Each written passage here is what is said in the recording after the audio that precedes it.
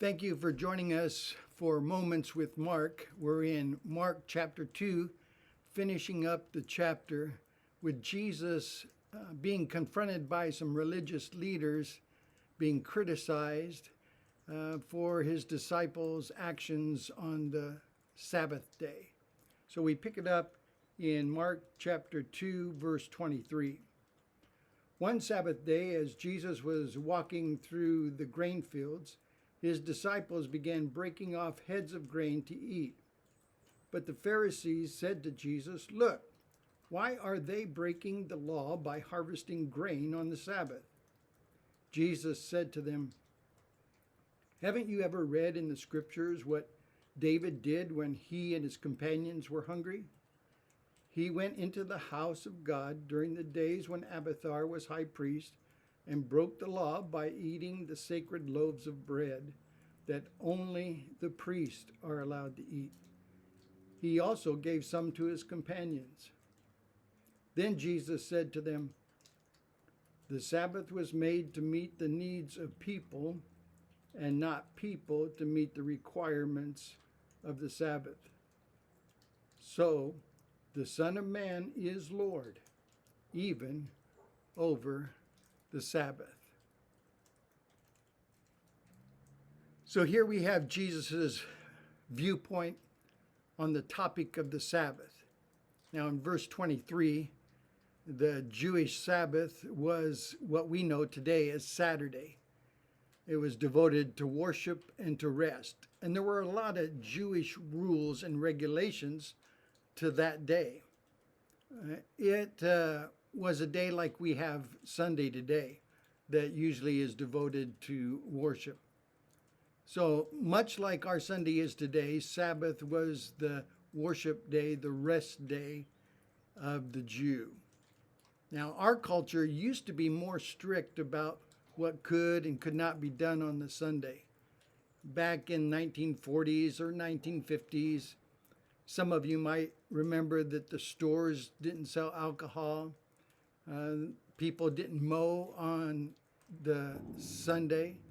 There was no eating out, no recreational activities.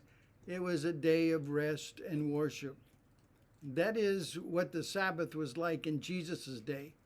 Very strict, more strict than it needed to be, because the religious leaders were very strict, legalistic in their viewpoint of the religious laws. Now in verse 24, the religious leaders were nitpicking, fault finding. They were this legalistic kind of mindset of strictness. And so they come to Jesus and they ask him, "Hey, why are your disciples eating grain on the Sabbath and harvesting?" Because they were picking the grain off and throwing it in their mouth and eating it.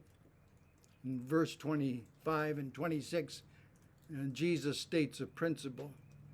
And let me restate it in my own words this way: need overrides law. The need of their bodies for nourishment, food, overrode the law of the strict Pharisees and Sadducees of Jesus' day. Let me give you an illustration that I think might help. Back in the early 80s, my wife was pregnant with our first son. We lived about an hour from the hospital. And one day she was bleeding, starting to bleed. And so we got in the car and I didn't obey the speed limit. I wanted her to get to the hospital as soon as possible. I was driving Sally to the doctor, speeding most of the way. Why? Because I loved her and I wanted to get her help as quickly as possible for her condition. And we did that. I think the principle was need overrides the law. Even ambulances and firemen obey this kind of principle.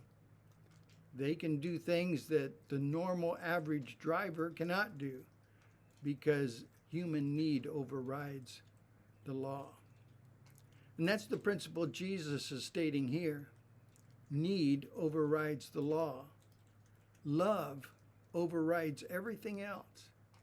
Now, Jesus put people over religious rules, and we should do that too. We should be understanding, merciful, gracious, forgiving to people. And relationships should be a high value on the Christian ladder. It should be something that's important to us. Matter of fact, in chapter 3 of the Gospel of Mark, Jesus then heals someone on the Sabbath.